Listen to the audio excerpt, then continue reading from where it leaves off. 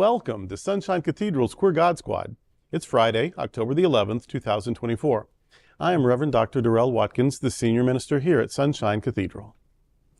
I am Reverend Dr. Robert Griffin, the Executive Minister. Faith and religion can be complicated for the LGBTQ+ community. Surveys show that evangelical faith is a justification for the greatest attacks on the LGBTQ+ community. I am Reverend Kevin Tisdall, the Minister of Education. The Queer God Squad is going to explore our religious community. Let's explore the big news of the day and what it means to you.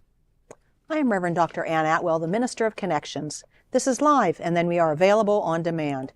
If our community is important to you, share this news with your friends and family. Join the conversation on your favorite streaming platform and social media.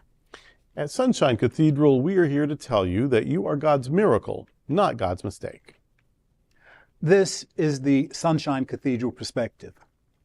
Human Rights Commission asked Uganda to decriminalize homosexuality. Uganda's Human Rights Commission has broken its silence on the queer community's rights by advocating for their protection after the Anti-Homosexuality Act that is currently under appeal at the Supreme Court. According to the Washington Blade, the Uganda Human Rights Commission on September 26th, while defending LGBTQ rights, asked the government to decriminalize homosexuality and other quote-unquote victimless crimes. As the commission chair rightly pointed out, and I'm quoting, criminalizing such acts often results in unjust and disproportionate punishment, especially for vulnerable groups in our society, unquote. The Queer God Squad calls on the Ugandan government to treat LGBTQ people with dignity and fairness and to protect them from violence. We believe, after all, that all people are children of God. Sounds like such a simple request, doesn't Yeah. it? Just a bit of history. The Anti-Homosexuality Act in Uganda is just a culmination of decades of anti-LGBTQ rules and laws. It went into effect in 2023, and it calls for prison and sometimes, for certain acts, the actual death penalty if you engage in homosexual acts as identified and defined by the government. I'm going to say that some of this in Uganda goes even further back. It goes back to colonialization. We have to understand that when whomever came in to colonize Uganda, right after them came the church. And when the church came in, it brought all of the negatives about sexuality, about humanity, to the people who really didn't fully understand what was going on. So the Ugandans have a responsibility to break those shackles and think about humanity in a completely different way. And I've talked about it before, but I'm going to say it again. The Global Justice Institute is very much involved with the Ugandan queer community in many different ways. And soon they will have 2 new bishops that'll be going forth within our country to speak about some of the indignities that happen around the world. But in order to fix something, you first have to identify it. And the human rights group in Uganda has said out loud for the first time, this cannot stand. Right. Hopefully their Supreme Court, which has been reluctant in the past to agree with them, will start listening and saying, wait a minute, we are not Neanderthals. We are modern day people with modern day thoughts and understand human sexuality better than we used to understand it, and maybe something will happen in the positive. The not only the colonizing church, but the 21st century church, in the name of missionary work, has sent evangelists, has sent money to fund and promote these anti-gay and anti-trans and anti-lesbian movements and legislation. And so this is a religious toxin. Yes. This is religious poisoning. This is manipulating people's hearts and minds, because you seek religion, you seek it out to find peace, or to discover some sort of insight. maybe to have some sort of inward healing, maybe to find community, maybe to find hope. I know a lot of people said, oh my grandmother died and I couldn't let her go. I just want to know what happened to grandma. And religion was one of the ways they explored, like how they could let go. And so religion is meant to give you peace and connection and hope.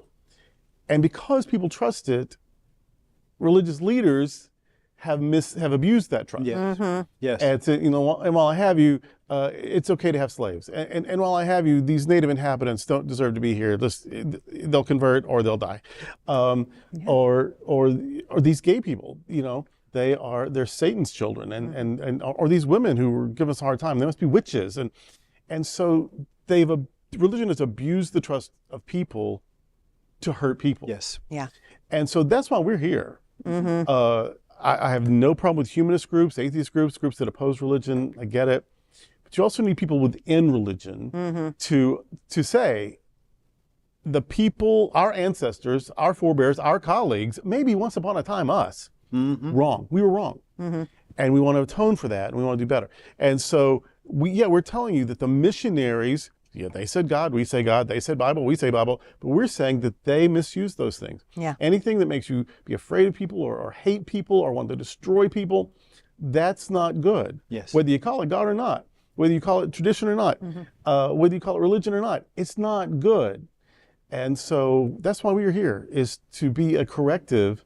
And it's a big task because religion has gone wrong so many times for so long.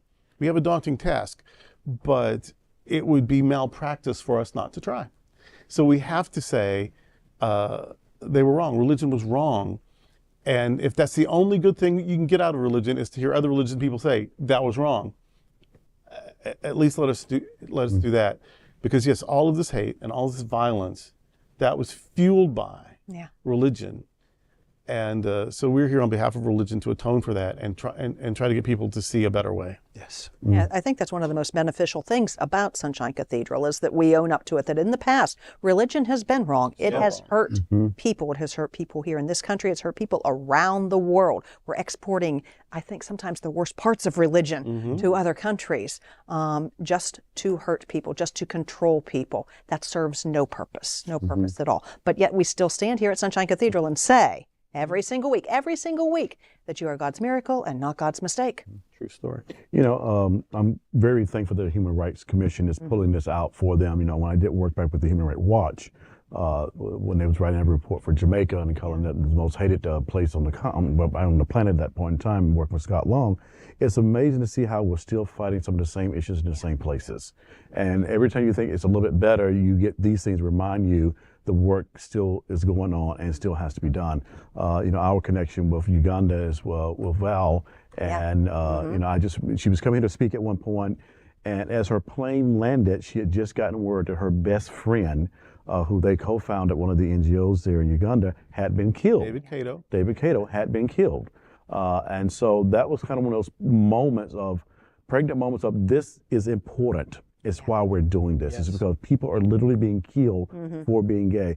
And you mentioned something earlier, and this is majorly happening pre-COVID, where evangelical religious groups in this country was sending money to places like this to help make sure that these laws were in place. Yep. And so I'm sure that has not stopped, and it still needs to be called out. And I think, goodness that Sunshine Cathedral is a place that will call out the injustices around the world, even in our own community, even our own nation. That is not something that we're willing to back away from. So I'm hopeful for this commission. I'm hopeful for this work as this is happening around National Coming Out Day here in the United States. May it come to be so that this is a celebration that takes place for the citizens of Uganda. Yes. Amen. May it be so. Well, that's today with the Queer God Squad. We want to thank you for joining us. We're here daily at 3 p.m. to have some fun and to discuss what our LGBTQ+ community is talking about. Sunshine Cathedral is the world's largest progressive queer church. Progressive, queer, and God are words that naturally should go together. And we are all in this together. Remember that. Wherever you are God's miracle, not God's mistake. Until next time, we are the Queer God Squad. Goodbye.